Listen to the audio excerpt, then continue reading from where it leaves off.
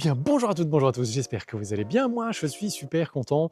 Je suis tout à l'heure allé récupérer ce qu'il nous fallait pour commencer la partie plomberie et le géotextile qu'on a en dessous. Du coup, pour vous expliquer en deux mots ce que j'ai récupéré, on va voir tout ce qui concerne le géotextile. Donc, c'est tous les rouleaux. Là, on en a 5 à peu près, c'est pour faire 250 mètres carrés.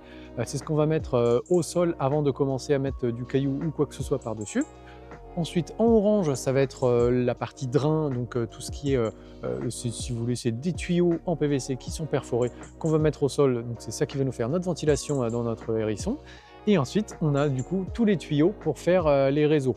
Avec ça, on a évidemment tout ce qui est accessoire, donc les coudes, les culottes, les selles, les machins, les ceci, les cela.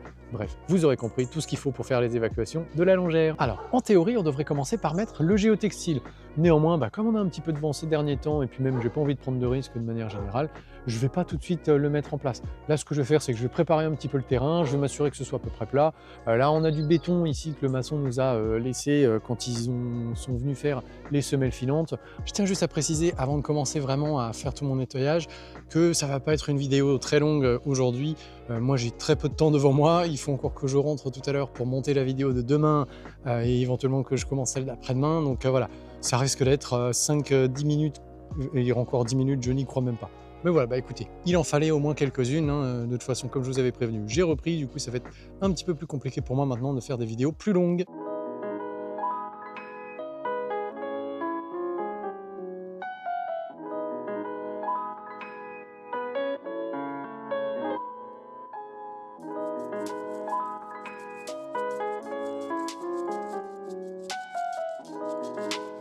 Alors, le petit coup de nettoyage, le petit coup de propre, il est fait. Donc en fait, si vous voulez, ce que j'ai enlevé, c'est principalement la colle qu'ils avaient rajoutée par-dessus, là, cette espèce de petite plaque béton. Donc, comme je disais tout à l'heure, cette plaque béton, je vais la laisser telle quelle. Alors, on m'avait dit dans les commentaires d'une des vidéos, éventuellement de l'enlever pour que ça puisse respirer. En soi, j'ai revérifié, etc. Puis j'ai demandé aussi conseil à quelques maçons là sur un chantier sur lequel j'étais. En fait, ils m'ont dit que ça ne devait pas poser de problème, étant donné que ce qu'on veut empêcher finalement, c'est les remontées d'eau principalement. Donc, comme c'est du béton, l'eau pardon, ne va pas passer à travers le béton. Et puis, au pire des cas, là, on est légèrement en surélévation, ce qui fait que du coup, l'eau, si jamais on venait à avoir de l'eau sur cette partie-là, elle irait s'écouler vers la terre et donc du coup, ça repénétrerait ensuite par la terre et donc du coup, ça ne remonterait pas de toute façon par la maison. Dans tous les cas, je ne me fais pas trop de soucis, étant donné qu'on aura au total 25 cm de cailloux. Ce ne sera vraiment pas dérangeant finalement si nous, on est comme ça. Donc voilà, c'était juste pour vous prévenir là-dessus, il n'y a pas de souci, il n'y aura aucun problème. Je suis retourné du coup là où on va avoir notre évacuation. Donc du coup, la colonne principale, elle va s'évacuer juste là au trait que j'ai fait. Je n'ai pas ramené aujourd'hui de marteau-piqueur ou autre pour faire un trou là-dedans, donc je ne vais pas m'en occuper. Par contre, ça ne va pas m'empêcher quand même de commencer à mettre en place certains éléments et de faire ce qu'on appelle un montage à sec, donc du coup sans coller les éléments entre eux, ne serait-ce que pour voir un petit peu ce que ça va donner, pour repérer les différentes longueurs et puis pour commencer déjà les premières découpes finalement. Je reviens sur un petit truc que je disais, je pense que je vais essayer quand même, peut-être juste au marteau, je vais voir si ça fonctionne, mais de faire une première amorce du trou. En fait, ça me permettra surtout d'avoir déjà un premier élément de PVC qui sera rentré dedans et ça me fera un point de base qui devrait plus bouger du coup. On essaye. Ce que je vais utiliser du coup comme guide, en fait, c'est un manchon qui permet d'assembler deux morceaux de tuyaux ensemble en bord à bord. Et si vous voulez, ça, c'est un diamètre qui est légèrement supérieur par rapport au tuyau qu'on va avoir. Donc je vais prendre ça, ce sera largement suffisant. Et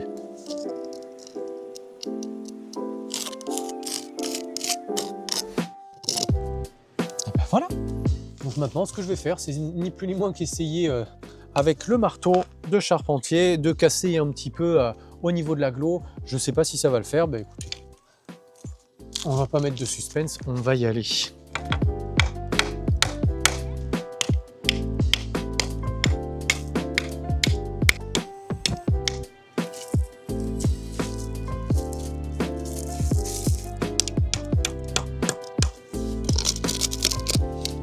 Absolument aucune difficulté, ça se fait super bien. Ça m'a permis du coup de faire ma première ouverture.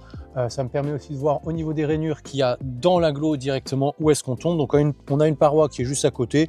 Donc c'est pour ça que ça dévoie un petit peu mon tuyau dans ce sens-là. Donc je réouvrirai très légèrement par là. À savoir que dans tous les cas, moi j'ouvrirai un tout petit peu plus que ce dont on aura besoin, mais une fois qu'on sera prêt à coller uniquement. tout simplement pour pouvoir conserver un petit peu de dilatation. Parce que le PVC, c'est comme beaucoup de matériaux, c'est un matériau qui en fonction des échanges de chaleur va pouvoir dilater.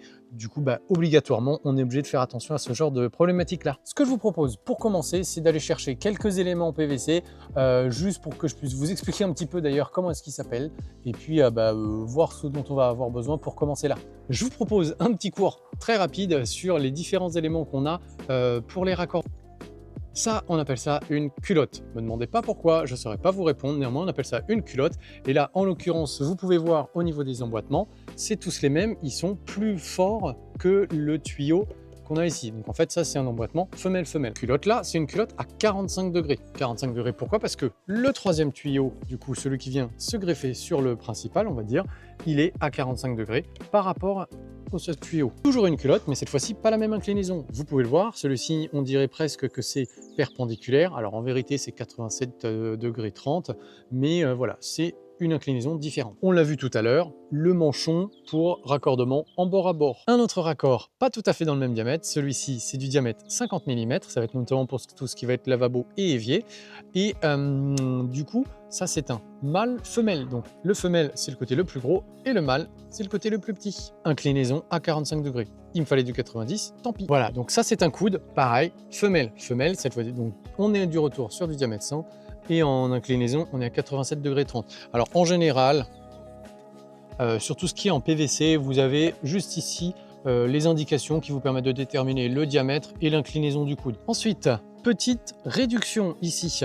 Donc ça, c'est un tampon réducteur avec du coup une entrée pour un diamètre 50 et une entrée pour un diamètre 32. Et donc juste ici, on a un tampon réducteur simple. Tout à l'heure, c'était un double, évidemment, on avait deux sorties. Celui-ci, c'est un simple, c'est pour aller du diamètre 100 à un petit diamètre de 32. Puis ensuite, on a un petit peu de colle, tout simplement pour faire nos assemblages.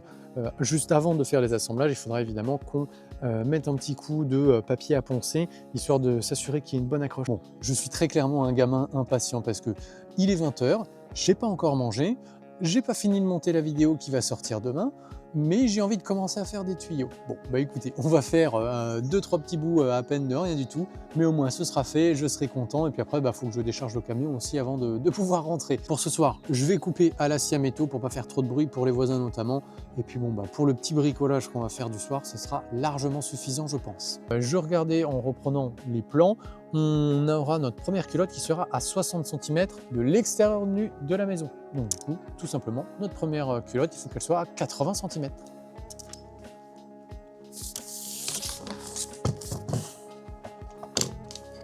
Hop. Moi, je veux qu'on soit comme ceci. Donc, on reprend de zéro, je trace mes 80 cm. Donc là, c'est l'axe de notre culotte. On a l'axe de notre culotte. Je me mets bien à l'axe ici. Et je trace du coup, hop là, en prenant bien en considération le recouvrement. C'est parti pour la première coupe.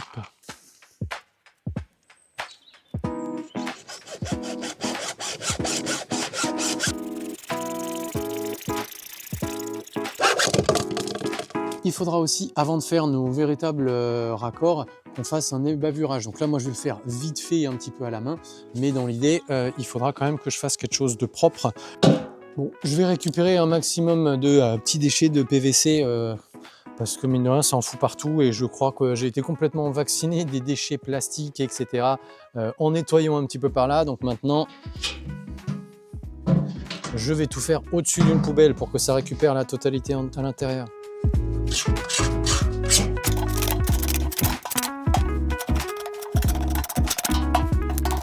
Si jamais de votre côté vous n'avez pas forcément l'habitude de découper du tuyau avec la scie, sachez que c'est pas forcément des plus évidents d'avoir une coupe qui soit propre. Donc n'hésitez pas à vous mettre bien propre sur une table, voire même à vous acheter un petit modèle de boîte à onglets. Et puis comme ça au moins ça vous permettra de vous guider à avoir des coupes propres et puis vous êtes tranquille. Vous n'avez pas de risque après que votre tuyau parte dans tous les sens ou même que vous n'ayez pas votre bon recouvrement. Voilà notre première culotte de montée. Elle viendra donc juste là. Hop, il faut que je regarde maintenant quelle est la distance avec celle d'après. La prochaine culotte se trouvera 1,31 m après.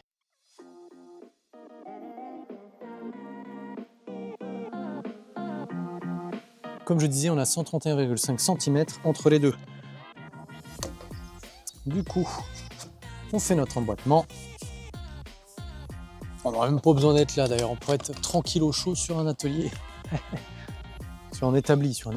Ok, 131,5, je me mets à 5 cm étant donné que je sais que mon axe est de 5. Et du coup, on a dit 131,5, et ben il faut que je prenne un peu plus. Du coup, voilà, on a une découpe qui va se faire juste ici.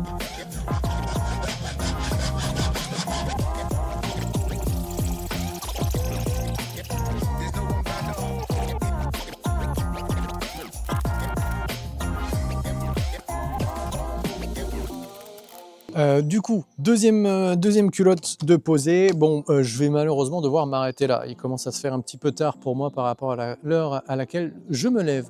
Bah écoutez, c'est pas grave. C'est surtout qu'il faut que je range du coup un petit peu ici et que je range ce que j'avais dans le camion tout propre à l'intérieur. Eh ben écoutez, on y va. Bon bah c'est vachement frustrant parce que je vais partir et en fait il n'y a rien qu'à changer ici. Mais bon, bah c'est comme ça de temps en temps.